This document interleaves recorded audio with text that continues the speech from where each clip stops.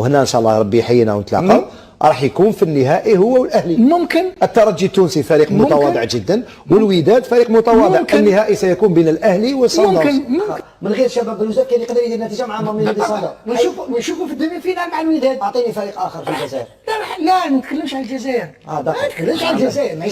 شباب بلوزداد الان احسن في الوطن منذ 3 سنوات. صحيح انني معك انه تبقى تحس في النفس انه الفريق تاع شباب بلوزداد بعد 3 مباريات 3 مرات يوصل يبقى الى في الربع نهائي. هذه المره خلاص الان عندك تجربه في افريقيا، لازم تروح نصف نهائي. بصح باش تقول لي بلي ماميلودي صن داونز ماهوش فريق قوي، انا نعطيك من الان انه ماميلودي صن داونز، وهنا ان شاء الله ربي يحيينا ونتلاقاو، راح يكون في النهائي هو والاهلي. ممكن. الترجي التونسي فريق متواضع جدا، والوداد فريق متواضع. النهائي سيكون بين الاهلي وصن داونز. ممكن. انا نقول لك الاهلي اليوم راح توجدوا في النهائي.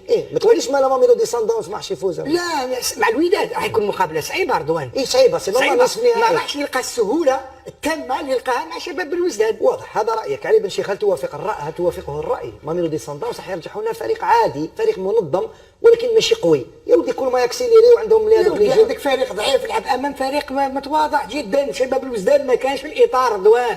لا خاف يا رضوان حنايا نهضروا على البطوله الجزائريه نقولوا ضعيفه، واللي محب يطرد لي البطوله الجزائريه وشباب الوزداد يعني جيون. لا قلت لك لو جيون سي ماميلودي صن داونز اللي هو جيون، فريق قوي باعتراف كل الناس. فاز على الاهلي المصري 5-1 فوق في اي وقت. نهار خرج الاهلي من كاس العالم للانديه دوري المجموعات منذ اشهر. نهار كان الاهلي باش ترشح الوداد فينال تشامبيونز ليغ. هادشي اللي خصهم يعرفوه.